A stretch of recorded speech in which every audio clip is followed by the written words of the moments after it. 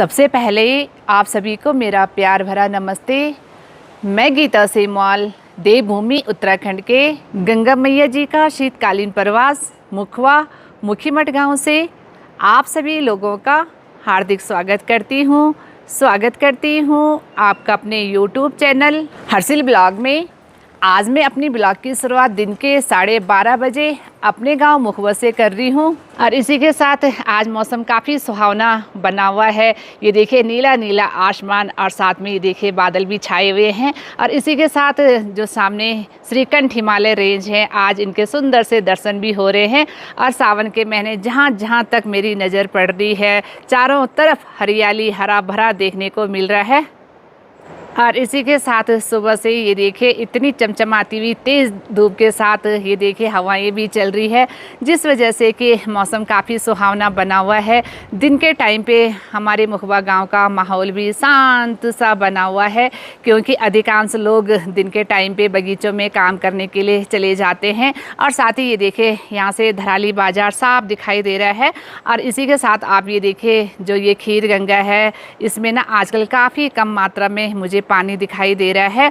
और साथ ही ये देखिए यहाँ पे जो धराली बाज़ार में जो ये रोड है ये भी मुझे ना अभी सुनसान सी दिखाई दे रही है, क्योंकि अभी कुछ दिन पहले ना कावड़ियों की काफ़ी भीड़ लगी हुई रहती थी। लेकिन अब जितनी भी कावड़ियाँ चल रहे हैं ना वो सब बाइकर वाले हैं, बाइक वाले हैं और साथ में गाड़ी वाले हैं। तो पैदल ना मुझे अब बहुत कम दिखाई दे रहे हैं, क्योंकि 11 जुलाई को जो है वो जल चढ़ने वाला है। तो ये देखिए अब जितनी भी कावड़ियाँ दिखाई दे रहे हैं ना वो सब बाइक वाले, गाड़ी वाले और ट्रक वाले ही दिखाई दे रहे हैं। बहुत कम कावड़ियाँ हैं जो कि अब पैदल चल रहे हैं। नहीं तो जो ये धराली बाज़ार है ना, यहाँ पे जो ये रोड है गंगोत्री नेशनल हाईवे है, तो इसमें ना जब देखो भीड़ लगी हुई रहती थी कावड़ियों की जो पैदल गंगाजल लेके जाते थे। लेकिन अब ना सिर्फ मुझे जो दिखाई दे रहे हैं वो बाइकर और बड़े बड़े ट्रक और साथ में ये देखिए जो गाड़ियों से जा रहे हैं वही मुझे दिखाई दे रहे हैं। और जो ये बाइकर चल रहे हैं ना, बाइक लेके जो चल रहे हैं, इनकी बाइक की आवाज़ इतनी तेज़ है ना कि मैं क्या ही बताऊं। पूरी भेली में ना इनकी बाइक की आवाज़ गूंज रही है। तो इन्होंने ना अपने बाइक के जो सेंसर होते हैं ना वो निकाले हुए होंगे और बाइक की आवाज़ इतनी तेज़ आ रही फट फट बट बट करके ना, काफ़ी शोरगुल इस वैली में बना हुआ है। इसी के साथ जहाँ पे हम लोगों का ये काम चल रहा है दीवार का, तो वहाँ पे मज़दूर भैया जी लोग लगे हुए हैं। और साथ ही मेरे हस्बैंड जी अभी दिन के टाइम पे बगीचे में गए हुए हैं, तो वो आज सेब के पेड़ों पे स्प्रे कर रहे हैं। तो आज दिन के टाइम पे मैं बगीचे में नहीं गई, क्योंकि मुझे लंच भी बनाना था। मैं जाऊंगी शाम के टाइम पे, क्योंकि जो मज़दूर भैया जी लोग लगे हुए हैं उनके लिए चाय नाश्ता लेके जाऊंगी और साथ में ही लंच मैंने बना दिया है। और अब ना ये देखिए मेरे हाथ में है लादू, तो मैं ये लादू की चटनी पीसने जा रही हूँ भांजी के घर पर, क्योंकि यहाँ पर ना सिलवट्टा नहीं है। कल मैंने लादू की चटनी बनाई थी मिक्सी में, लेकिन ना वो चटनी इतनी टेस्टी नहीं हुई जितनी कि ना सिलवट्टे की चटनी होती है। मेरे हाथ में लादू है। और जो ये लादू होता है ना, ये हमारे मुखवा हर्षिल धराली में जो उच्च हिमालय क्षेत्र होते हैं ना वहाँ पे ये पाया जाता है। और इस लादू की जो चटनी होती ना बहुत ही ज़्यादा टेस्टी होती है। और साथ में ही ये लादू ना अभी देखो हरा हरा है और साफ हम लोग इसको साफ़ करते हैं, इसकी जड़ें साफ़ करते हैं, फिर इसको ना बारीक बारीक काटते हैं, फिर इसको सुखाते हैं और फिर ये काम आता है तड़के का। इसका जो तड़का लगता है ना, दाल में हो जैसे आलू के गुटके हो या सब्जी हो, बहुत ही ज़्यादा इसका जो तड़का होता है ना बहुत टेस्टी होता है। उसकी जो खुशबू है ना क्या ही बताऊं, और उतनी ज़्यादा टेस्टी होती है चटनी। तो चलिए जी, भांजी के घर पे सिलवट्टा भी है, तो आज मैं ना सिलवट्टे वाली चटनी पीस के लाती हूँ, क्योंकि हस्बैंड जी ने कहा ना वो टेस्ट नहीं आ रहा है जो सिलवट्टे वाली चटनी में आती है। बोला तो ऐसा करना सिलवट्टे से पीस के लाना, मिक्सी की टेस्ट ही नहीं हो रही की। तो चलिए जी वहाँ से ना एक कटोरा भर के बना के लाती हूँ चटनी, 2 दिन तक काम में आ जाएगी फिर, क्योंकि यहाँ पे ठंडा है, ख़राब तो चीज़ होती नहीं है। और साथ ही ना मतलब जितने भी हमारे मुखवा में घर हैं यहाँ पे ना पंखे की ज़रूरत ही नहीं पड़ती है। अगर हम अभी बाहर जा रहे हैं ना, अच्छी सी तेज़ धूप लगी हुई है तो बाहर गर्मी महसूस होती है, लेकिन हवा भी चलती है। लेकिन जैसे घर के अंदर आते हैं ना तो यहाँ पे ना रात को तो हम रजाई ओढ़ते हैं, अगर दिन में हम सोते हैं तो कंबल ओढ़ते हैं। अंदर ऐसे लगता है कि भाई इतना ठंडा। फ्रीज तो खैर यहाँ क्या ही रखना, फ्रीज की तो कभी ज़रूरत ही मुझे लगता है कि पड़ेगी नहीं है, क्योंकि हिमालय जो क्षेत्र है। तो इसी के साथ अभी मैं आ गई हूँ भांजी के घर पे। भांजी तो अभी घर पे नहीं है, क्योंकि किसी रिश्तेदारों के यहाँ खाने पे जा रखी है। और अभी ना मैं तिवार के ऊपर हूँ, लोकल भाषा में हमारी इसको ना तिवार बोलते हैं। और यहाँ से ना सामने जो श्रीकंठ हिमालय रेंज के जो हिमालय है ना, वो बहुत ही ज़्यादा सुंदर दिखाई दे रहे हैं, क्योंकि आज ना इतने बादल छाए हुए नहीं हैं, जिस वजह से कि आज ना हिमालय बहुत ही ज़्यादा सुंदर दिखाई दे रहे हैं। तो यहाँ पे आते ही जो मैं लादू लेके आई थी, वो लादू को भी धुल दिया है।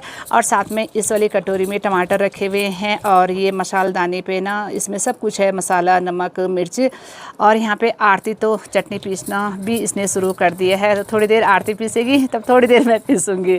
और ये देखिए ना सिलबट्टा कितना अच्छा है, बिल्कुल लंबा, और इसमें चटनी ना बहुत जल्दी से पीसी जा रही है। इसका पत्थर ना बहुत ज़्यादा अच्छा है।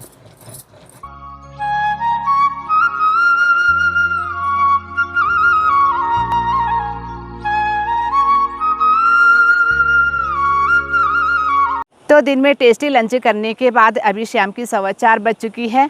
अभी मेरे और मेरे हस्बैंड जी की तैयारी हो गई है बगीचे की ओर जाने की, क्योंकि वहाँ पे जो मज़दूर भैया जी लोग लगे हुए हैं, उनके लिए मैं घर से चाय और साथ में आज चटपटी मैगी बना के लेके जा रही हूँ।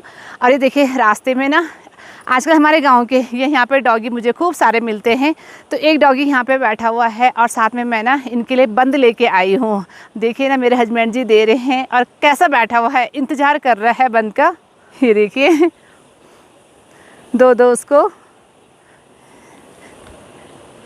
खाओ खाओ खाओ। तो चलो,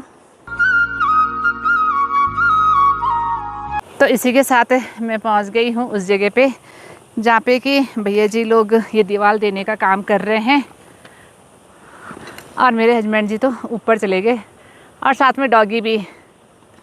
भैया जी चाय पी लो, आ जाओ। यहाँ पे आते ही मेरे हस्बैंड जी बैठ गए हैं, और साथ में देखिए बगल में ना डॉगी भी बैठा हुआ है, फिर से इंतज़ार कर रहा है बंद का। तो दे दो उसको जो बचा हुआ है।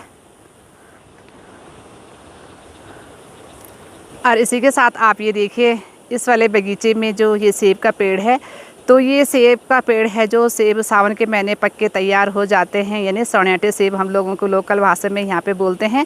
तो ये तुड़ान भी शुरू हो गई है, और ये सेब के जो साइज़ है, कलर है बिल्कुल रेड कलर का, ये बहुत ही ज़्यादा जूसी होते हैं।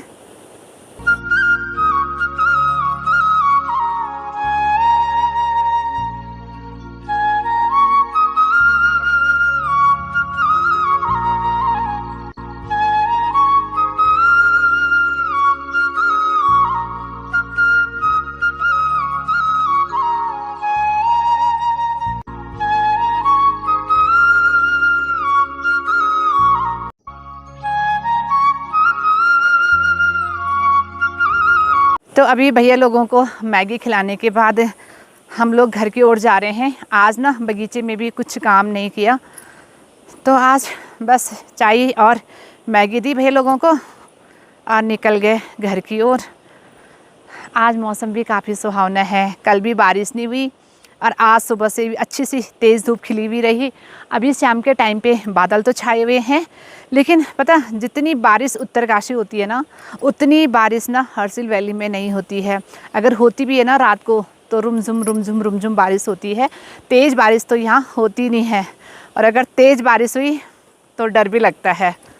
और इसी के साथ रास्ते में आप ये देखिए ना, यहाँ पे है ये करुंदे का पेड़, लेकिन यहाँ के जो करुंदे होते हैं ना, तो ये ना उतने टेस्टी नहीं होते हैं ना, ये जूसी होते हैं। और देखिए कुछ इस तरह से है, वाइट कलर के, और पकने के बाद ना ये कुछ इस तरह से हो जाते हैं, हल्के पर्पल कलर के।